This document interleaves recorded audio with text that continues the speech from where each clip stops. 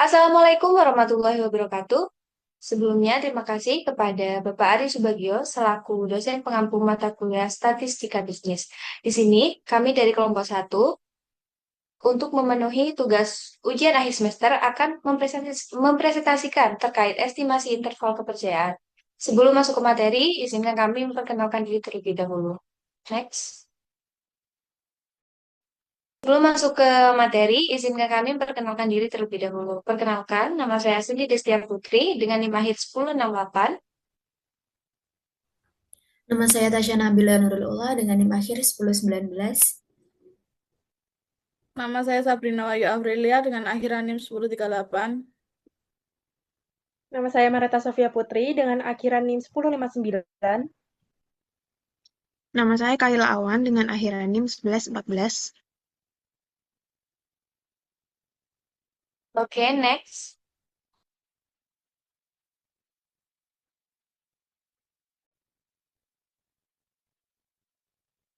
Baik, sebelum memasuki pembahasan utama mengenai confidence interval estimation atau estimasi interval kepercayaan, di sini saya akan memberikan gambaran umum terlebih dahulu agar kita memahami konteks dari materi ini.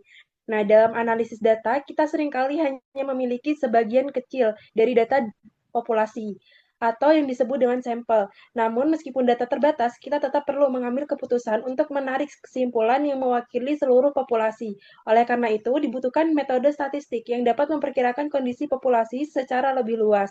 Berdasarkan informasi dari sampel, salah satu metode penting yang digunakan untuk tujuan ini adalah yang pertama,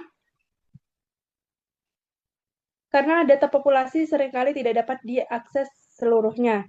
Maka dari itu, kita harus menggunakan data sampel untuk membuat estimasi. Confidence interval membantu kita memperkirakan parameter populasi seperti rata-rata atau proporsi berdasarkan data tersebut. Yang kedua yaitu metode ini membantu kita untuk menghadapi ketidakpastian. Nah, karena data sampel bisa bervariasi, kita tidak cukup hanya menyebutkan satu angka, tapi juga perlu tahu seberapa akurat estimasi itu. Nah, confidence interval ini memberikan rentang nilai yang kemungkinan besar mencakup nilai sebenarnya dengan tingkat kepercayaan tertentu, misalnya 95%.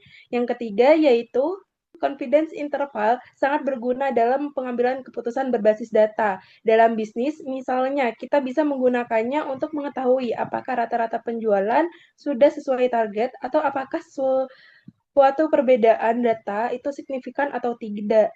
Yang keempat yaitu teknik ini juga digunakan di berbagai bidang seperti pemasaran, riset kesehatan, industri manufaktur, pendidikan, dan lainnya. Hal ini menunjukkan bahwa konsep ini bersifat universal dan aplikatif. Dan yang terakhir yaitu pemahaman tentang confidence interval menjadi dasar penting untuk mempelajari analisis statistik lanjutan seperti uji hipotesis, regresi, dan lain sebagainya. Jadi, dengan memahami confidence interval, kita tidak hanya tahu cara menghitungnya, tetapi juga bisa menggunakannya untuk menyampaikan informasi yang lebih akurat, jelas, dan dapat dipercaya dalam konteks pengambilan keputusan. Nah, selanjutnya di sini ada salah satu contoh studi kasus yang menggambarkan penerapan confidence interval dalam kegiatan audit di perusahaan retail bernama Richnell Home Centers. Nah, dalam kasus ini, perusahaan ingin mengecek apakah sistem inventaris dan point of sale mereka bekerja dengan baik dan sesuai dengan kebijakan. Tapi karena data transaksi jumlahnya sangat banyak, tidak mungkin dilakukan pemeriksaan satu persatu. Maka dari itu digunakan pendekatan statistik, yaitu dengan mengambil sampel faktur penjualan di akhir bulan.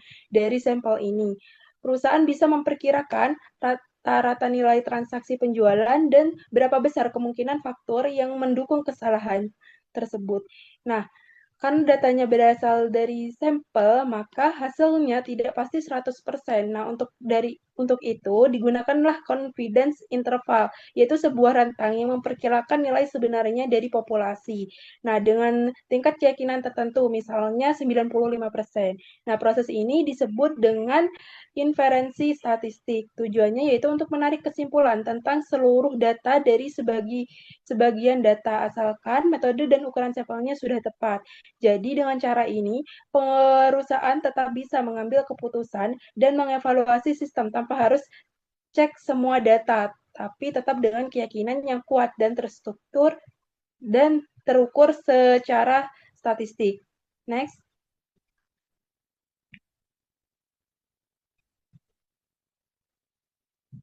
Jadi selanjutnya yaitu tujuan pembelajaran.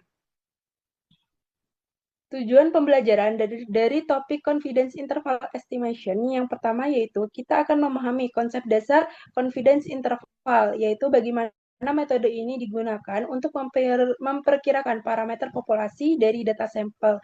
Lalu yang kedua, kita akan belajar mengidentifikasi kapan teknik ini digunakan. Nah, tujuan berikutnya adalah agar kita mampu menghitung dan menginterpretasikan confidence interval, baik untuk rata-rata maupun proporsi dengan berbagai tingkat kepercayaan. Selanjutnya, kita juga akan memahami cara untuk menentukan ukuran sampel yang sesuai supaya hasil estimasi kita cukup akurat dan bisa dipercaya.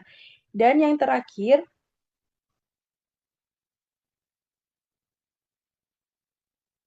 diharapkan mampu menggunakan hasil estimasi ini dalam pengambilan keputusan, terutama dalam konteks bisnis, audit, atau penelitian. Next.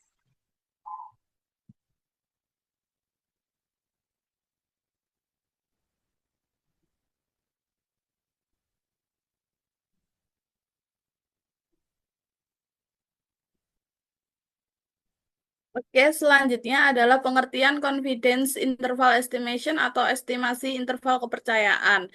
Confidence interval estimation atau estimasi interval kepercayaan adalah metode statistik yang bisa digunakan untuk memperkirakan nilai sebenarnya dari suatu parameter populasi, misalnya rata-rata atau proporsi, dengan menggunakan data dari sampel. Jadi, daripada hanya memberikan satu angka sebagai hasil estimasi, metode ini memberikan dua batas, yaitu batas bawah dan batas atas. Nilai sebenarnya dari parameter populasi kemungkinan besar ada di antara dua batas tersebut. Misalnya, seorang peneliti ingin mengetahui rata-rata IPK mahasiswa di sebuah universitas setelah mengambil sampel dan menghitung rata-rata IPK, didapatkan nilai 3,20. Jadi peneliti itu menghitung interval kepercayaan 90% dan mendapatkan rentang antara 3,1 sampai 3,2. Artinya peneliti yakin bahwa 95% IPK seluruh mahasiswa di universitas itu ada di antara 3,1 dan 3,2. Selanjutnya adalah confidence interval untuk rata-rata diketahui. Jadi confidence interval untuk rata-rata dengan standar deviasi populasi diketahui adalah metode metode statistik yang digunakan untuk memperkirakan rata-rata sebenarnya dari suatu proporsi dengan menggunakan data sampel. Dalam praktiknya, jarang sekali kita mengetahui rata-rata populasi secara pasti, sehingga kita mengambil sampel dan menghitung rata-rata sampel sebagai perkiraan. Namun, karena hasil rata-rata sampel bisa berbeda-beda tergantung sampel yang diambil, dibuatlah interval kepercayaan untuk memberikan rentang nilai kemungkinan besar yang mencakup rata-rata populasi. Penerapan confidence interval untuk rata-rata dalam manajemen bisnis ini bisa yang pertama adalah mengukur kinerja. Interval rata-rata ini bisa dipakai untuk mengelompokkan hasil kinerja, misal penjualan atau performa karyawan ke dalam kategori rendah, sedang, dan tinggi. Ini membantu manajemen melihat posisi bisnis secara jelas. Yang kedua adalah peramalan penjualan. Dalam membuat prediksi ini, interval rata-rata diketahui ini digunakan untuk menentukan rata-rata penjualan dalam periode tertentu sehingga keputusan dan stok promosi ini lebih tepat dan terarah. Yang terakhir adalah analisis kepuasan pelanggan.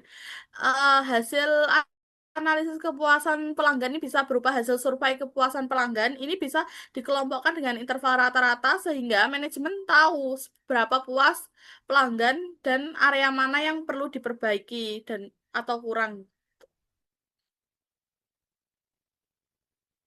Selanjutnya adalah sampling error. Sampling error ini adalah perbedaan antara hasil yang didapat dari sampel dengan kondisi sebenarnya di seluruh populasi. Kesalahan sampling ini terjadi karena sampel hanya sebagian kecil dari populasi, jadi hasilnya tidak selalu sama atau persis dengan data. Sebenarnya sampling error ini adalah ketika kita mengambil sampel 100 orang dari sebuah kota untuk mengetahui preferensi mereka terhadap suatu produk. Jika kita mengambil sampel lain sebanyak 100 orang dari kota yang sama, hasilnya itu bisa saja sedikit berbeda meskipun metode pengambilan sampel ini sama. Perbedaan ini terjadi karena sampel yang diambil ini tidak mewakili seluruh populasi secara sempurna. Contoh contoh nyata sampling error ini misalnya sebuah perusahaan ingin mengetahui berapa persen sih pelanggan yang lebih suka buku fisik dibanding e-book. Dari sampel 3.000 pelanggan, 67% menyukai buku fisik. Namun karena ini hanya sampel, presentase sebenarnya di seluruh pelanggan ini bisa berbeda. Misalnya antara 65% sampai 69%. 69%. Selisih ini adalah contoh nyata dari sampling error. Jadi sampling error ini adalah perbedaan alami antara hasil sampel dengan kondisi sebenarnya di populasi karena kita hanya mengambil sebagian dan bukan seluruhnya sampel. Selanjutnya akan dijelaskan oleh rekan saya.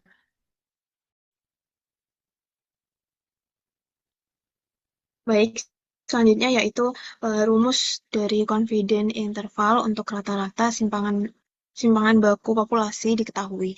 Jadi rumusnya itu ada dua macam. Sebenarnya ini rumusnya sama, cuma beda model aja. Rumus yang pertama yaitu X bar plus minus Z alpha per 2 dikali sigma per akar N, atau mu lebih besar dari atau sama dengan X bar min Z alpha per 2 dikali sigma per akar N, dan mu lebih kecil sama dengan X bar plus Z alpha per 2 dikali sigma per akar N, di mana X bar merupakan rata-rata, lalu Z alpha per 2 merupakan nilai Z dari tingkat kepercayaan alpha, dan Z alpha per 2 dikali sigma per akar N, ini merupakan rumus dari kesalahan pengambilan sampel. Next.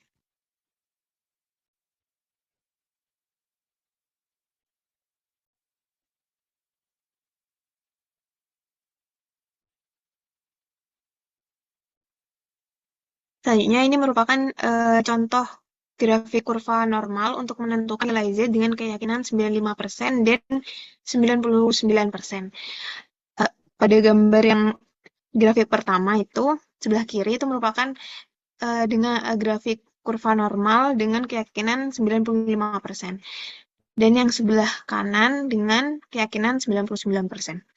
Jadi kurva normal ini merupakan distribusi probabilitas simetris berbentuk lonceng yang digunakan untuk memperkirakan probabilitas, membuat keputusan berdasarkan estimasi rata-rata, dan menghitung interval keyakinan. Implikasinya terhadap pengambilan keputusan manajemen itu contohnya seperti dalam estimasi pendapatan. Jika manajer memilih 99%, artinya dia akan lebih hati-hati dan ingin memastikan bahwa proyeksi memiliki kemungkinan benar yang sangat tinggi. Lalu contoh yang lainnya yaitu dalam melakukan riset pasar. Saat menganalisis rata-rata kepuasan pelanggan, interval 95% ini cukup untuk pengambilan keputusan promosi, tapi jika keputusan menyangkut investasi besar, mungkin akan diperlukan keyakinan sebesar 99%. Dan manfaatnya manfaatnya yaitu yang pertama menentukan risiko dan ketidakpastian. Jadi nilai Z pada kurva normal ini menunjukkan seberapa besar probabilitas bahwa nilai jatuh dalam rentang tertentu. Dengan grafik kurva ini dapat membantu manajer memahami resiko statistik dalam keputusan seperti investasi, perencanaan stok, atau target penjualan. Yang kedua yaitu perbandingan cabang atau unit usaha. Dengan grafik kurva normal ini, manajemen bisa menilai apakah kinerja misalnya cabang A jauh lebih baik dari rata-rata nasional atau bahkan tidak signifikan. Yang terakhir yaitu evaluasi pemasaran. Setelah melakukan kegiatan pemasaran, manajer bisa mengukur apakah kenaikan penjualan signifikan atau bahkan tidak. Pengukuran ini dapat menggunakan interval keyakinan 95% atau 99% terhadap rata-rata penjualan sebelum dan setelah melakukan kegiatan pemasaran. Next.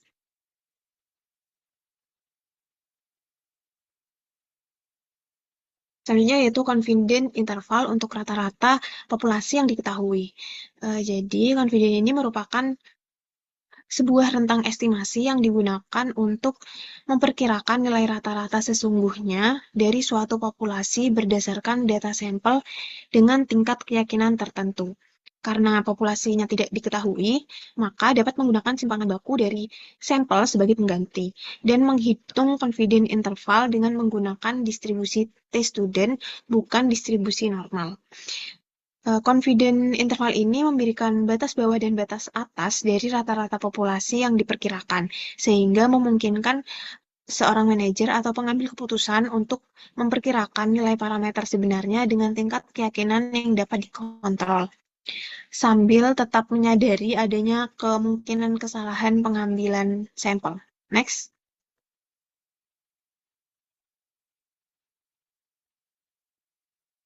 Manfaat menggunakan confidence interval ini yang pertama yaitu dapat memperkirakan rata-rata populasi dengan hanya menggunakan data sampel, meskipun populasinya tidak diketahui. Terus yang kedua yaitu digunakan dalam analisis kelayakan. Contohnya dalam studi kelayakan proyek, estimasi laba rata-rata tahunan dari sampel proyek yang sejenis bisa dikalkulasikan menggunakan confidence interval ini. Jadi dapat mengetahui apakah cukup menguntungkan dalam atas bawah interval atau tidak, seperti itu. Terus implikasinya mendorong manajer untuk tidak hanya melihat rata-rata tetapi juga mempertimbangkan variasi dan batas bawah estimasi. Saat manajer menggunakan confidence interval dengan keyakinan yang tinggi, misalnya 99%, mereka tidak hanya berfokus pada nilai rata-rata dari data sampel, tetapi juga mempertimbangkan seberapa besar ketidakpastian data dan dapat menyesuaikan keputusan agar lebih aman terhadap kemungkinan kesalahan estimasi. Next.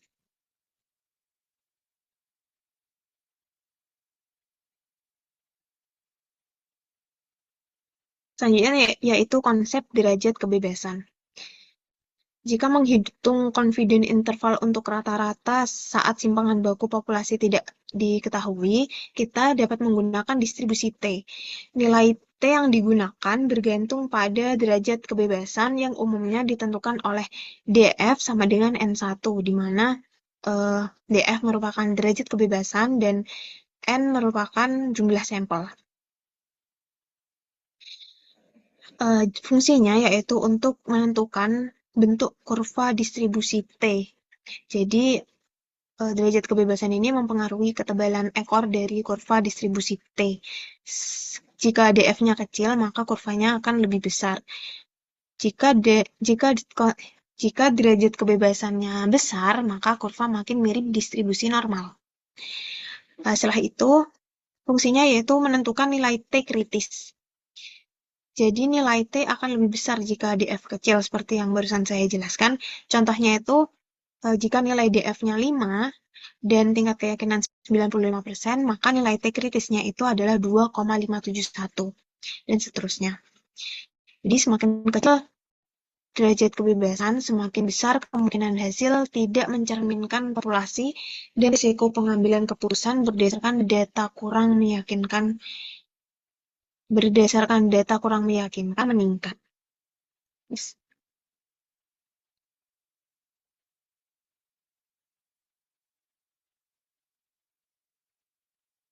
Selanjutnya yaitu distribusi T.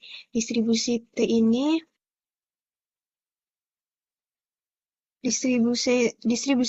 rumusnya itu X bar min mu dibagi sampel per akar N. Distribusi T ini adalah distribusi probabilitas yang digunakan untuk mengestimasi rata-rata populasi ketika jumlah sampel kecil. Biasanya jumlah sampel ini tidak lebih dari 30 dan simpangan baku populasinya tidak diketahui, melainkan hanya simpangan baku saja yang tersedia. Next.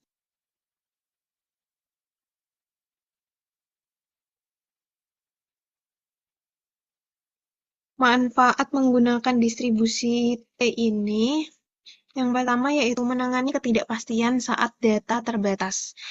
Jadi ketika sampel hanya berukuran kecil dan simpangan baku populasi tidak diketahui, ketidakpastian tinggi karena data belum cukup mewakili populasi. Distribusi T ini akan membantu mengakomodasi ketidakpastian itu dengan menghasilkan estimasi seperti confidence interval yang lebih lebar, sehingga lebih aman dan membuat analisis akan lebih jujur dan terhadap keterbatasan data. Yang kedua yaitu untuk memperkirakan nilai rata-rata populasi secara lebih akurat.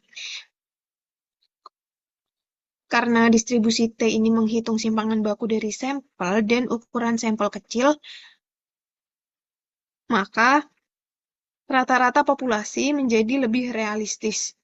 Dengan demikian, perkiraan yang dihasilkan lebih mencerminkan kondisi sebenarnya.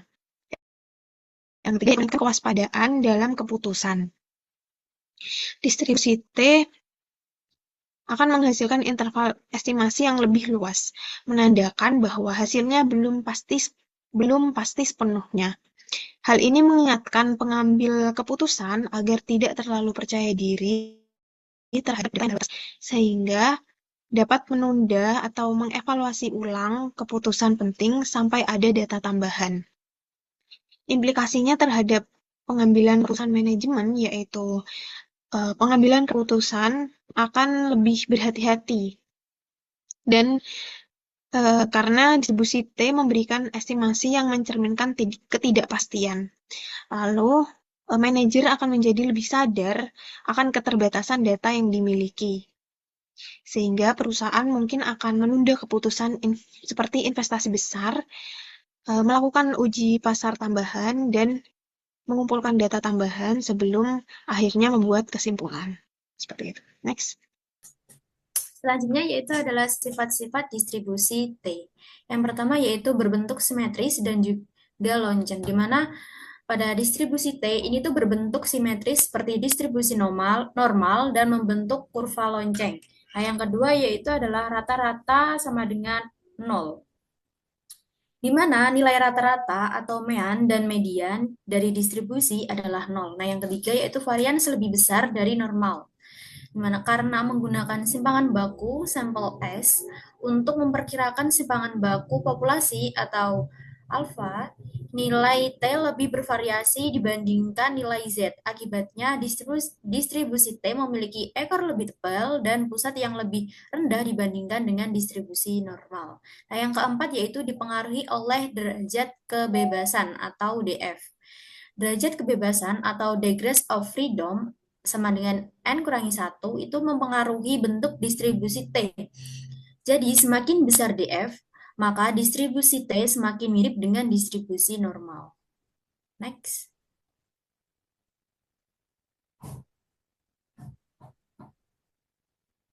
Yang kelima yaitu semakin mirip normal jika ukuran sampel besar.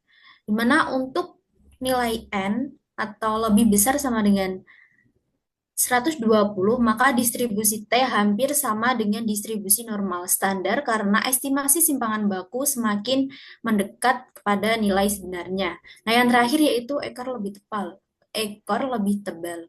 Distribusi T itu digunakan saat populasi dianggap normal, terutama saat ukuran sampel kecil. Jika sampel besar dan data tidak terlalu menyimpang, maka distribusi T masih bisa digunakan. Next. Selanjutnya, apa itu internal kepercayaan? Apa itu interval kepercayaan? Interval kepercayaan adalah cara untuk menyatakan estimasi terhadap nilai sebenarnya dari suatu parameter populasi seperti rata-rata.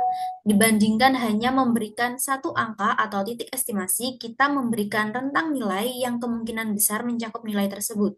Nah, misalnya, dengan tingkat keyakinan 95%, kita mengatakan bahwa kita yakin 95% bahwa rata-rata populasi berada di antara dua angka tertentu.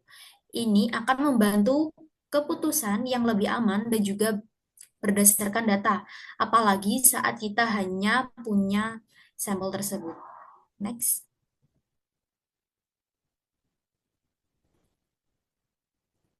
Nah, selanjutnya yaitu adalah faktor yang mempengaruhi lebar interval kepercayaan. Yang pertama, ukuran sampel atau N. Semakin besar jumlah data yang kita ambil, maka semakin sempit intervalnya. Ini karena sampel besar memberikan informasi yang lebih stabil dan juga mengurangi ketidakpastian. Nah, yang kedua, variasi data atau simpangan baku atau S. Semakin besar variasi data, maka semakin lebar intervalnya. Artinya, jika data tersebar luas, kita jadi kurang yakin tentang rata-rata populasi yang sebenarnya. Yang ketiga yaitu tingkat kepercayaan atau confidence level, di mana semakin tinggi tingkat kepercayaan atau misalnya 99% dibanding 90%, maka interval akan semakin lebar. Ini terjadi karena kita ingin lebih yakin, jadi kita harus mencakup rentang yang lebih luas untuk memastikan nilai parameter ada di dalamnya. Next. Selanjutnya akan dijelaskan oleh rekan saya.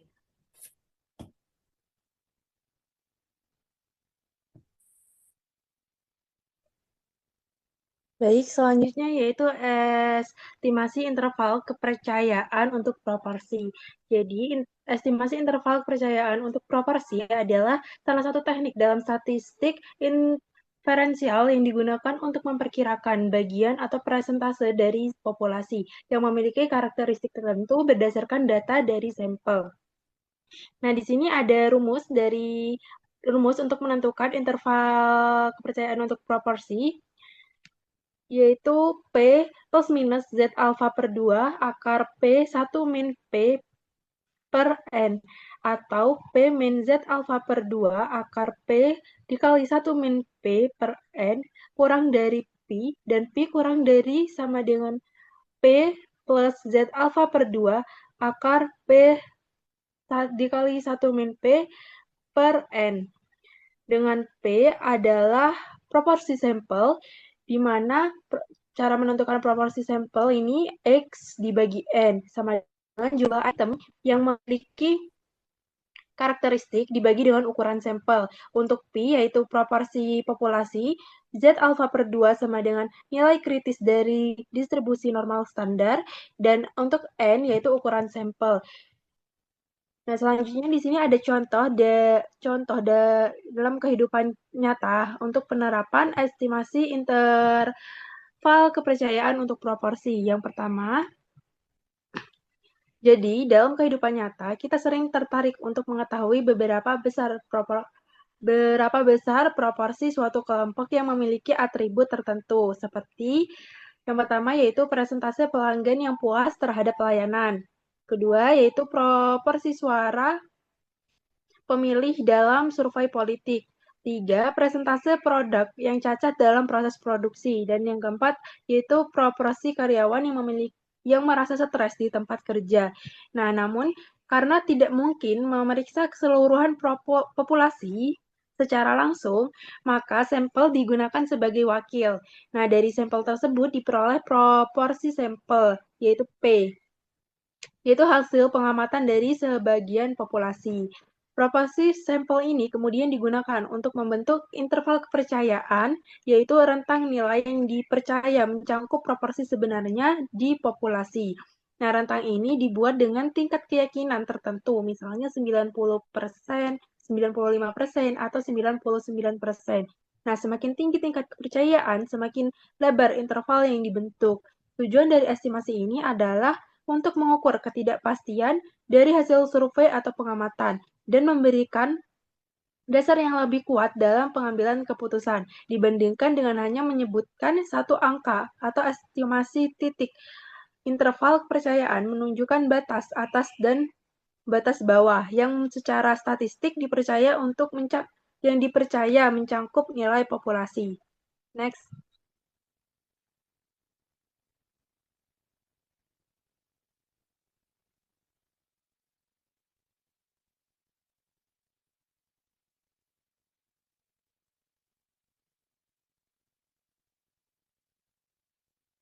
Selanjutnya akan dijelaskan oleh rekan saya. Oke, selanjutnya yaitu penentuan ukuran sampel dalam statistika bisnis. Nah, konsep dasarnya yaitu yang pertama, ukuran sampel adalah jumlah data yang perlu dikumpulkan dari populasi. Jadi, kalau populasi itu keseluruhan, nah, kalau sampel itu cuma kayak sebagian aja yang mewakili populasi. Yang kedua, ukuran yang tepat hasil lebih bisa dipercaya dan mendukung keputusan bisnis yang akurat. Jadi, pengambilan sampel ini nggak sembarangan, jadi harus ada tata caranya yang benar supaya dari sampel tersebut hasil yang diberikan itu mendukung dan akurat dalam konteks bisnis. Nah, mengapa ukuran sampel itu penting? Karena jika terlalu kecil, hasil tidak representatif atau tidak mewakili. Bisa saja kalau cuma ngambil dikit, itu nggak mewakili seluruh populasinya. Nah, tapi jika terlalu besar, itu pemborosan waktu dan biaya. Seperti misalnya kita bagi kuesioner untuk populasi yang sampel yang gede, nah itu kan pastinya butuh waktu yang lama ya. Nah, hal tersebut juga bakal em, menyulitkan si ini peneliti. Jadi ukuran sampel juga nggak boleh terlalu besar. Nah, tujuannya adalah untuk mencari keseimbangan antara efisiensi dan ketelitian. Next.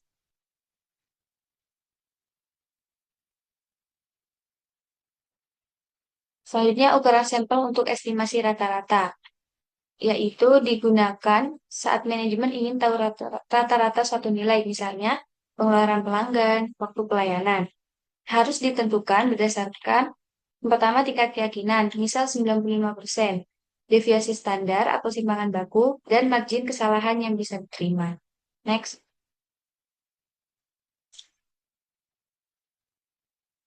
Nah, apa itu deviasi standar? Tadi kan ada syarat kayak deviasi standar ya. Yang pertama, ukuran deviasi standar itu adalah ukuran variasi atau keragaman dalam data. Dalam konteks bisnis menunjukkan seberapa jauh penyebaran data dari nilai rata-rata. Dan penting untuk menghitung berapa ukuran sampel yang dibutuhkan agar hasil tidak menyimpang terlalu jauh. Nah, contohnya, Signal Home Centers ingin perkirakan rata-rata nilai faktur penjualan. Info yang diketahui simpangan bakunya 25.000, lalu kesalahan pengambilan sampel atau margin of error 5.000, dan Z alpha per 2-nya 1,96. Nah, ini perhitungannya dimasukkan ke rumusnya menghasilkan 24,01 dan dibulatkan ke atas jadi 25. Nah, hasilnya ini digunakan untuk menilai performa penjualan dan mengambil keputusan strategi harga atau diskon. Next.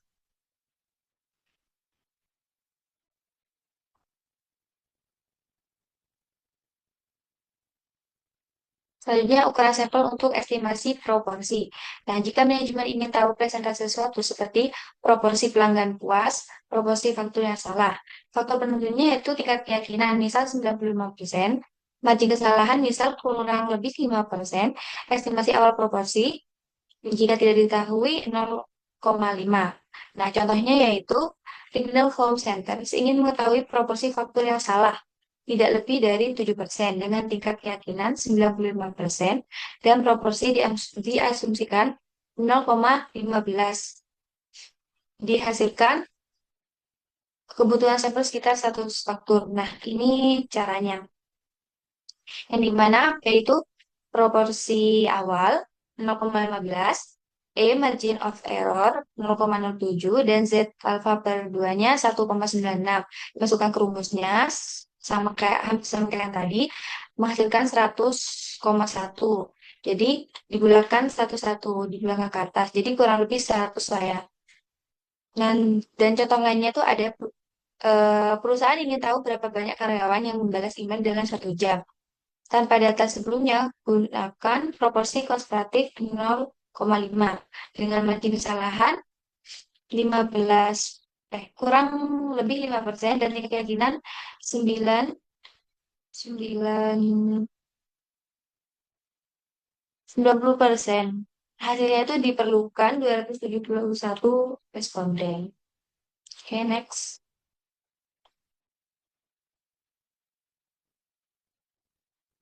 Nah, implikasi bagi manajemen atau bisnis, ukuran sampel yang tepat itu dapat membantu mengurangi resiko salah tafsir data, terus meningkatkan efisiensi survei, dan yang terakhir membuat keputusan berbasis data nyata, bukan asumsi. Jadi, sampel yang tepat itu sangat membantu dalam pengambilan keputusan suatu bisnis.